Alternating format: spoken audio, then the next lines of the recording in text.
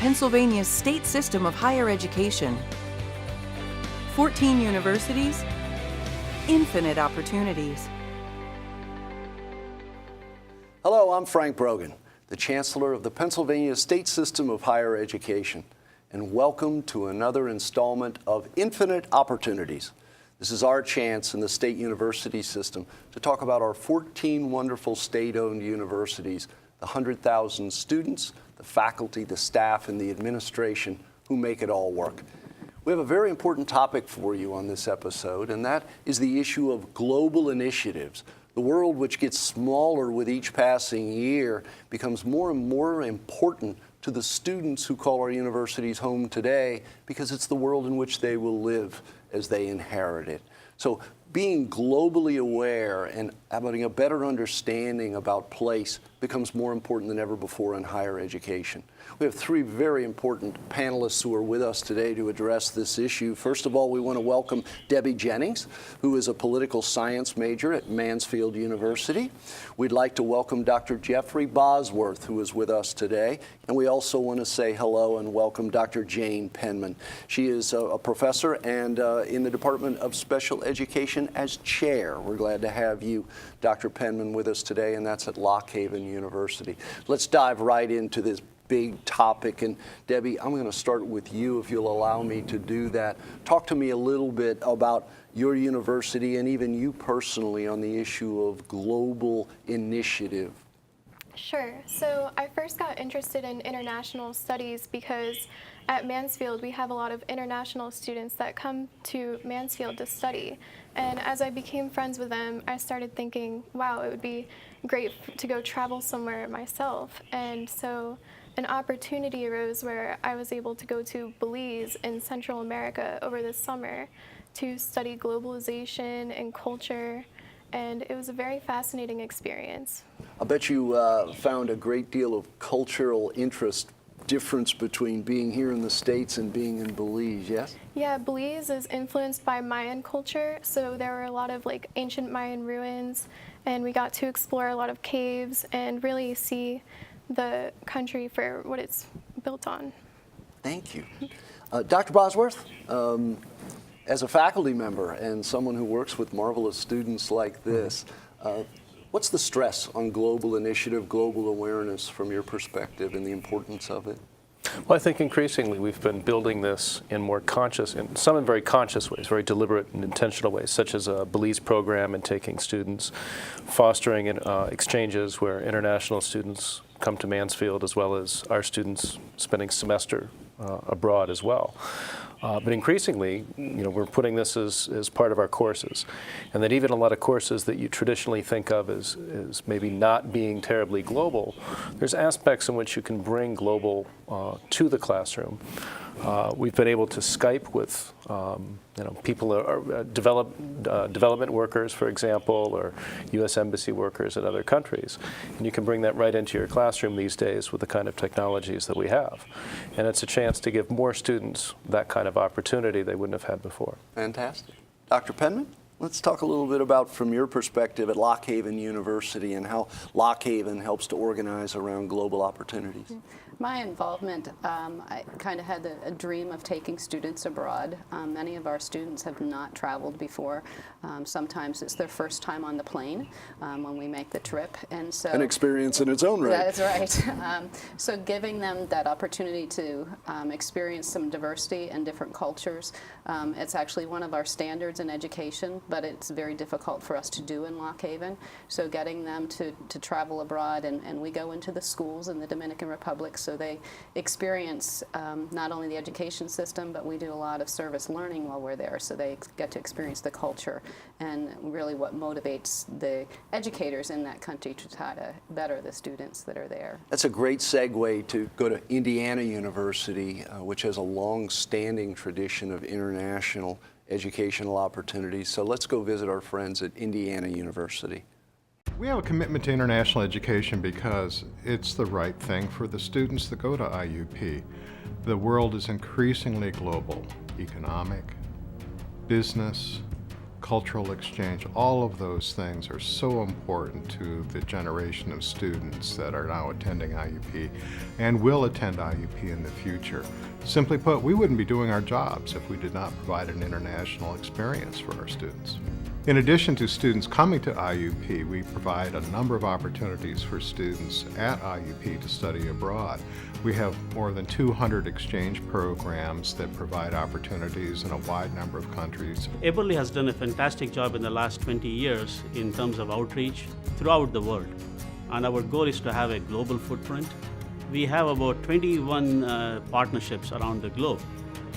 Not only that, close to 200 American students have gone with me to India in the last 9 years on what we call as a Discover India short-term study abroad program.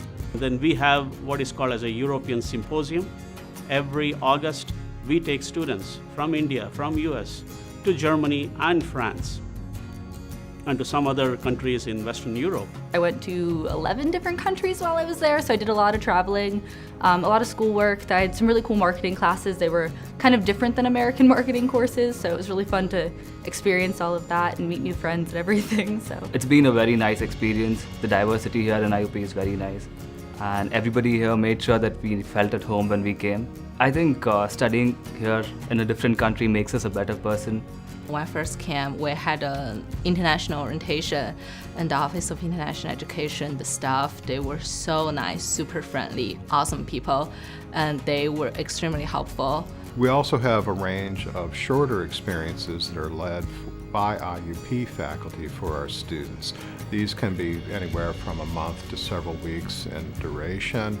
They are led, as I said, by IUP faculty. They can be all over the place. For example, coming up this summer is one that I'm really excited about, and that is studying mathematics in Florence, Italy. Florence is a Renaissance city, and it turns out that there is all kinds of mathematics in the Renaissance, and students will be able to see that firsthand. It is a definite benefit for IUP students from Western Pennsylvania or Eastern Pennsylvania or Ohio to sit in a classroom with students from Saudi Arabia, from Taiwan, from Japan, and to hear a different perspective, to have a different lens on whether it's something about the United States or it's something about the world, to hear a different perspective and to be challenged sometimes.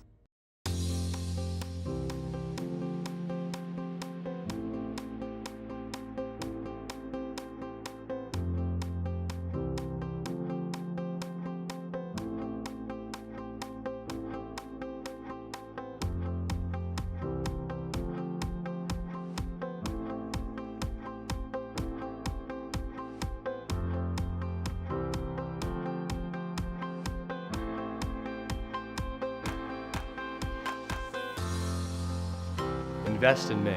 Invest in me. Invest in me. Invest in me. Invest in me. Invest in me. I'll be your future public servant. I'll be your future advertising executive. I'll be your future accountant. I will be your future motivational speaker. I'll be your future lawmaker. I will be your future teacher. Invest in me.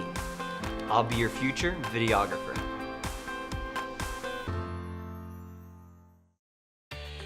Welcome back to Infinite Opportunities, and in this segment we want to talk a little bit about education systems around the globe. We oftentimes have a stereotypical view that all educational systems around the world are lined up exactly as is this one in the United States, and that's not necessarily true. And we have three people who know a little bit about that with us today. Again, we have Dr. Jane Penman, who is from Lock Haven University, Dr. Jeff Bosworth, who is from Mansfield University, and Debbie Jennings, who is a political science major at Mansfield University. Dr. Bosworth, let's start with you. You've traveled extensively in your role as a faculty member. Talk a little bit about some of the nuances in delivery systems of education, K-12, higher education, that you found to be in place around the globe. Okay. In addition to teaching at Mansfield, I've taught periodically, or taught a semester at least, in Russia some years ago at a university there. And I did a short-term course in France at a graduate level. So I've got a little bit of experience actually teaching in foreign countries. which has been really quite interesting because you get a lot of different perspectives on what the objectives are behind teaching courses and seeing how different educational systems design how they go about their educational mission. And in the United States, I think we take a lot of, we have a lot of concerns about the K through 12 system doesn't seem to be up to par. But at the university level, we're really quite good by international standards. And I think one of the key differences I see is that somehow the United States has figured out, or many colleges in the United States, figured out how to teach creativity. It's not just vocational training, it's not just aligning a major with a job. It's about teaching a student a set of skills that they then apply for a long period of time as they adapt to various jobs over time. And those are the people I think are most likely to start businesses and file new patents and things like that. And a lot of other countries are still thinking of higher education a little bit more in limiting terms. Belize is that way. Russia is very much that way as well. Yeah, almost a funnel point for students when they move into higher education rather than the expansive opportunities that we provide to students here in America. Exactly. Dr. Penman, you want to pick up on that? Yeah, our focus going to the Dominican is K-12 education because I'm taking education majors. So we're going down to really learn and explore their education system. It's an impoverished country, so many of the children there do not attend school. The schools are typically half-day, so in the morning they'll have, say, their elementary population, in the afternoon their secondary population because they're using the same building. But it's a stark contrast to our public schools because they lack technology, they lack materials. Typically there are maybe 40 children in a classroom and the only materials there is a blackboard. And so it's very different. When our students walk in the classrooms, they're very surprised at the limited materials that the students have to learn from. And it's interesting as well because their elementary population is fairly well attended, but many of the children do not attend it at secondary level. So, you know, from 8th grade forward, because of different reasons, pretty much poverty reasons where they have to go to work and earn money in some capacity, they don't attend the secondary programs. You went to Belize as a student. And from a student's perspective, what was the difference that you might have seen in Belize versus what you see here in the States?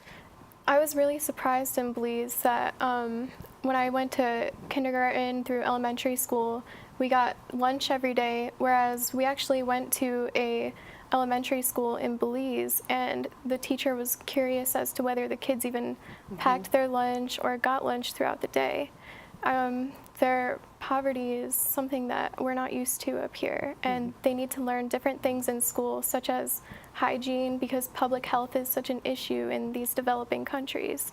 So it was interesting to see the different courses that they need to take and different things they need to learn based on what they're facing. Something I wish more of our students had the opportunity to see. Oftentimes we take things for granted, and certainly global travel gives us the realization that things aren't always the same everywhere you go.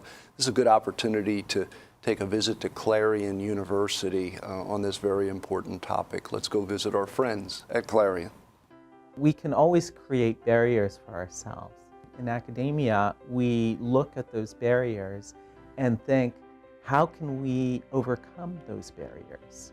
And this office, the Office of International Programs at Clarion University, is here to support that way of thinking so that we can learn about ourselves, about others. We offer several programs for students to earn credit and to travel abroad here at Clarion University. We have relationships with universities on practically every continent, universities in France, Germany, Korea, Ghana, Ecuador. We work with study abroad programs that provide opportunities for students to study in practically any country that you can imagine. Students are able to study in English, so you don't have to worry so much anymore about, well, you know, if I go to another country where English isn't the first language, I won't be able to study my major. That's not true anymore. English is the language of communication, the language of business, and they are offering classes in English. So you can take a business course in Germany, or you can take a humanities course in South Korea. You are only limited by your imagination. Initially, there is a timidness because you're going into the unknown. And then once they're on the ground and experiencing it, the experience is one usually of elation and joy, and just being surprised at how wonderful the world is. I was able to find an article from the 1969-1970 academic year talking about study abroad and students who were traveling to Mexico, Canada, France, Austria, Germany, and Italy, I think. So Clarion University has a long history of study abroad. The students traveling abroad were not only able to learn about the cultures of other countries, but to learn about their own cultures.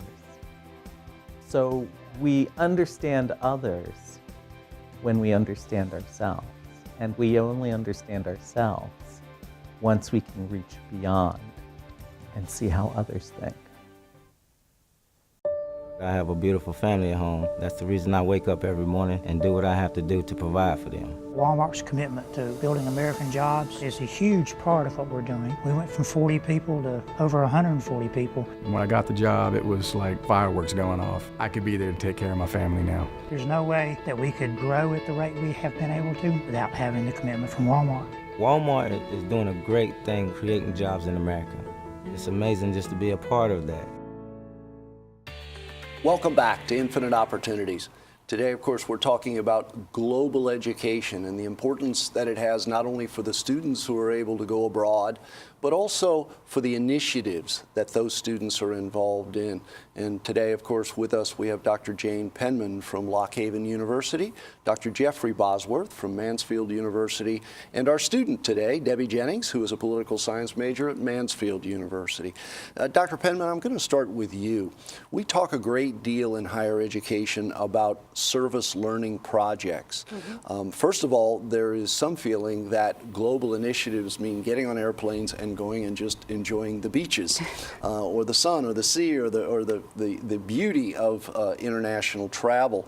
But service learning projects are different than that. Can you first give us an overall on what a service learning project is? A service learning project is a community-based experience. There are some certain objectives with the project that we hope our students to gain from participating in that project, but it's basically a give back to the community for us. In the Dominican Republic, it's very easy to do because the people are very needy.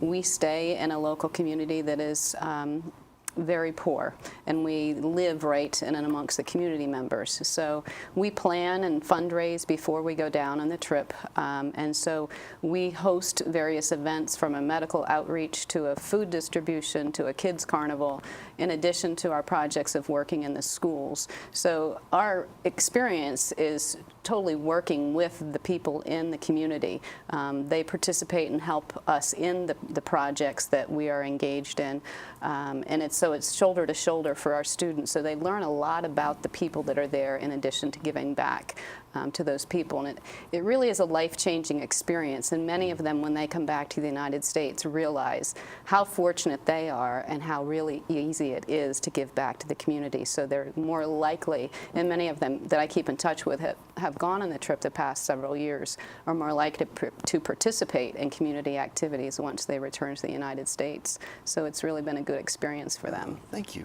And Debbie, with your experience having traveled to Belize and experiences of some of your classmates who've taken other international travel opportunities, I think what Dr. Penman said was really profound, and that is the fact that there is something to be given by our students traveling, but something to take away for our students who have been able to travel to other countries. Did you feel that way when you returned from Belize? Did you feel as though you both left something but brought something back? Yeah, when we were in Belize, we were able to stay at a lot of family-owned places, and one of the places we stayed at was an eco-friendly wildlife resort where we were supposed to take care of the place while we were there, do our own dishes, and really got to learn how they take care of the environment around them and how we can actively be part of that too. And another thing that we did while we were down there is visited a local shelter.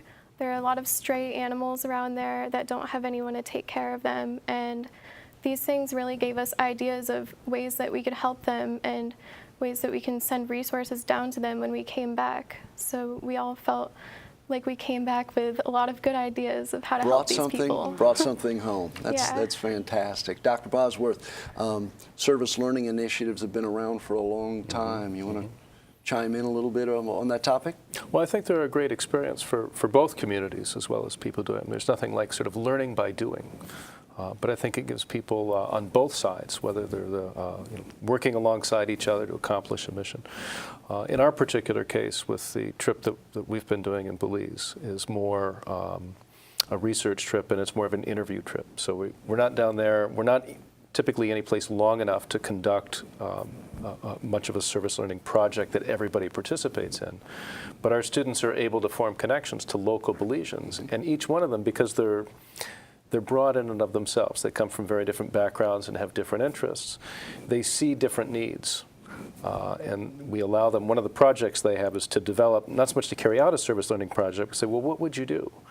And with 14 students, we get 15 different ideas, which is always kind of a nice thing. Debbie, you hope to have another experience internationally before you're finished? That's wonderful. Mansfield offers many trips. There's a spring break international trip that I'm thinking about, so Fantastic. I'm excited. Here's a good opportunity to pay a visit to one of our other universities, California University. Let's go to California and see their initiatives and some of the things that they think are important as it works on the issue of international education.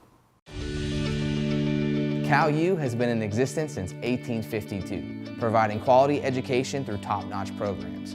We've taken that model to deliver education online so anyone can succeed at CalU. We actually offer more than 40 100% online master's, bachelor's, and certificate-based programs. We reach students from ages 20 to 60 and beyond, whether they want to start or finish an associate, a bachelor's, a master's, or even earn their doctorate degree. It works perfect for my schedule. Teaching all day, doing my lessons, wanting to spend time with both of my children. I have a 4-year-old and a 6-year-old. Maybe you got sidetracked years ago and you want to complete your degree. Or maybe you are a career professional who needs a degree like an MBA to get to the next level. Or maybe you just want to learn something new. At CalU, we have a program that you can succeed in. We want our students to know that we're there to support them every step of the way. When I felt like I wasn't doing well, because I tend to be hard on myself, Professor Tony, he was like, Gail, you're doing a great job. Keep it up, keep it up. It did make a difference. It's like, okay, I can do this. I can finish this. We have students from coast to coast and nearly a dozen countries around the world. In an electronic environment, we are not limited to where our faculty can reside. So I'm able to recruit faculty from all over the country, bringing their expertise to CalU. If you're an active duty service member, stationed wherever in the world, you can complete your degree 100% online. We'll work around your deployment schedule and be flexible when you can schedule classes. Even if you can't be on campus, we'll provide the same support that you need to succeed. Our program was the first online program at CalU.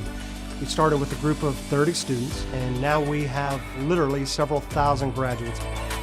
We're offering our first doctorate program at CalU online to reach the type of professionals that are already out there in the field.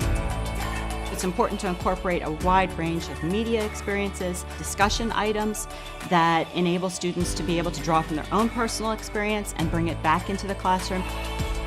Our students create really tight bonds while they're in our program. They stay in touch. They go to conferences together. The Feedback has been excellent. The students are so appreciative of the flexibility. They're able to work full-time, address family obligations, but still have the opportunity to earn their academic credentials with all the resources of a four-year college and university and beyond. When you have the opportunity to go to school and be at home, you need to do it. It opens doors for me right now. Our mission is to provide a quality education that's affordable, that students can attain. So it's like, okay, now I have the master's degree. I'm in control of my destiny right now. Our global online programs will take you from where you are to where you want to be.